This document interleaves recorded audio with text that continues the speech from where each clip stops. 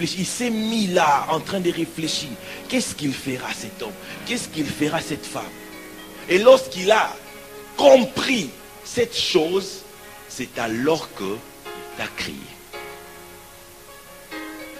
Et ignorer maintenant ces buts-là, c'est là qui garantit d'aller à côté de ton but. Tu feras comme David Isaac. On lui donne le téléphone, mais il joue avec ça. Comme d'autres, Dieu leur a donné la vie, ils jouent avec la vie. Parce qu'ils ignorent les buts pour lesquels ils existent.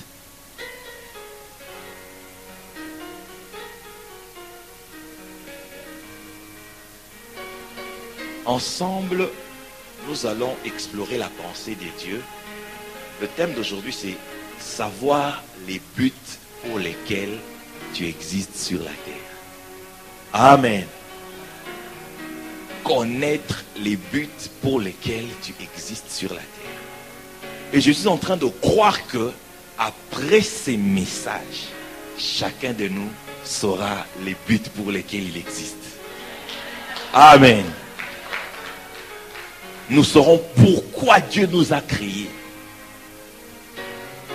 Parce que ce n'est pas un Dieu qui fait les choses par hasard. C'est un Dieu qui aime beaucoup calculer. C'est un Dieu qui aime beaucoup réfléchir. Nous allons lire la Bible, l'Évangile selon Matthieu, chapitre 16, verset 19. C'est parmi les textes que j'aime beaucoup. Ceux qui m'ont déjà écouté, ils aiment que j'insiste sur ce texte-là. C'est un texte très très important car il contient beaucoup de secrets. Pas des dieux, mais de nous. Matthieu chapitre 16, verset 19. Vous y êtes? La Bible dit ceci dans Matthieu chapitre 16, verset 19. Je te donnerai les clés du royaume des cieux. Ce que tu lieras sur la terre sera lié dans les cieux.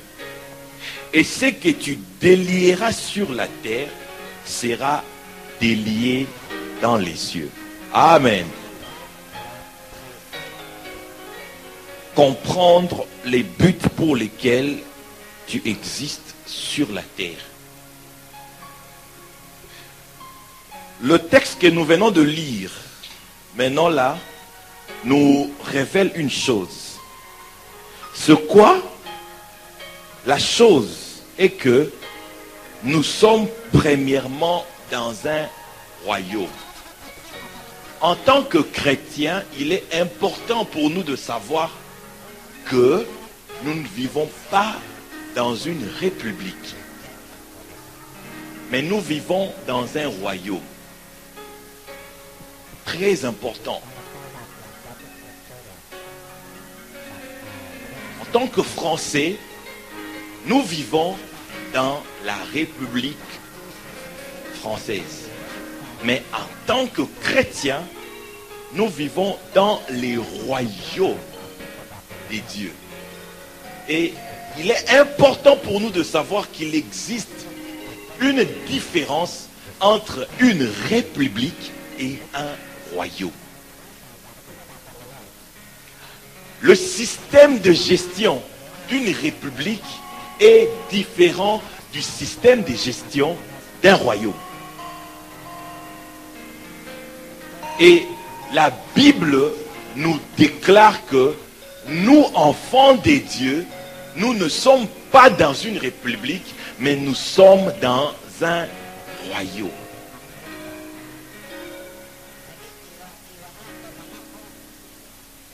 Et Ce royaume, ces textes nous montrent que opère par un système de clés.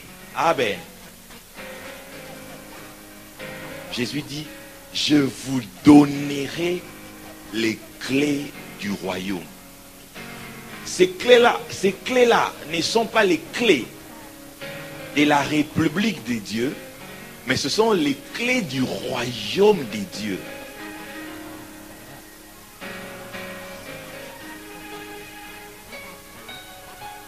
Et lorsque vous aurez ces clés-là, c'est que vous lierez, ou c'est que vous fermerez sur la terre, sera aussi fermé au ciel.